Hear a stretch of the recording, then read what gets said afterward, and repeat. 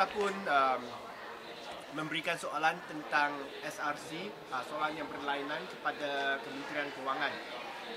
Minggu lalu saya dapat jawapan. Soalan saya adalah supaya Kementerian Kewangan menyatakan adakah Deloitte Malaysia masih juru audit rasmi SRC International, dan jika tidak, siapakah juru audit yang baru? Bilakah SRC International akan mengemukakan penyata kewangan untuk tahun Mac 2015 dan Mac 2016? Sudah lama penyata kewangan sepatutnya diserahkan, disampaikan kepada Suruhanjaya Syarikat Malaysia, tapi sampai hari ini masih belum serah. Jawapan daripada Menteri Kewangan adalah berdasarkan maklumat yang diperoleh daripada pihak pengurusan SRC Sdn Bhd, Deloitte Malaysia sebelum ini telah menyatakan hasrat untuk meletak jawatan. Sehingga kini SRC masih dalam proses mendapatkan juru audit baru, dan sehingga juru audit baru dilantik, Deloitte masih kekal sebagai juru audit SRC.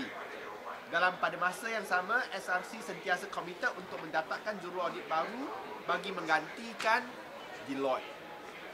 Deloitte telah pun menyatakan hasrat mereka untuk meletak jawatan sejak lebih daripada 1 tahun yang lalu. Februari 2016 nak letak jawatan. Sampai hari ini 1 tahun lebih, anak syarikat kerajaan tak dapat melantik juru audit yang baru. Apa sebab? Adakah kerajaan serius nak melantik juru audit? Sebab ramai beribu-ribu syarikat juru audit ada di luar di Malaysia. Tak ada syarikat juru audit yang layak ke? Ataupun tak ada juru audit yang ingin mengambil kerja ini kerana terlampau perkara-perkara yang tidak boleh dikemukakan ataupun dilaporkan dalam syarikat SRC. Kita tak tahu. Tapi ini merupakan perkara yang serius sebab ini jelas melanggar akta syarikat. Dan selagi Deloitte masih kekal sebagai juru audit SRC, sepatutnya Deloitte patut diminta supaya laporan kewangan disiapkan. Sebab dia masih kekal walaupun menyatakan hasrat untuk meletak jawatan, dia masih kekal sebagai juru audit.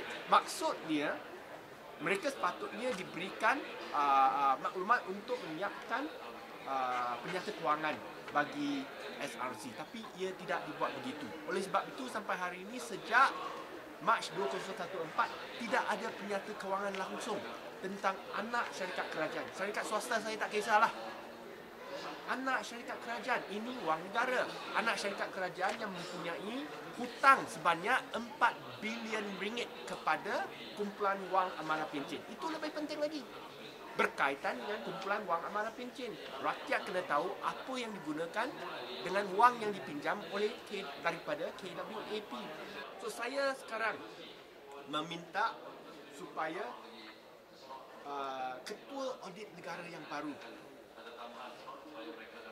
baru saja dilantik mengambil kes ini untuk disiasat kerana ia membabitkan sebanyak 4 bilion yang dipinjam daripada KWAP, dan sehingga ini syarikat ini tidak mampu mengeluarkan penyata kewangan mereka.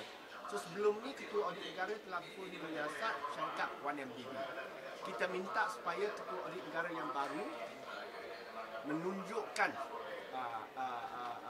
bahawa Jabatan Audit Negara masih kekal serius untuk mengatasi isu-isu integriti dalam syarikat-syarikat kerajaan dan menyiasat satu syarikat kerajaan yang lebih 2 tahun tak keluarkan penyata kewangan.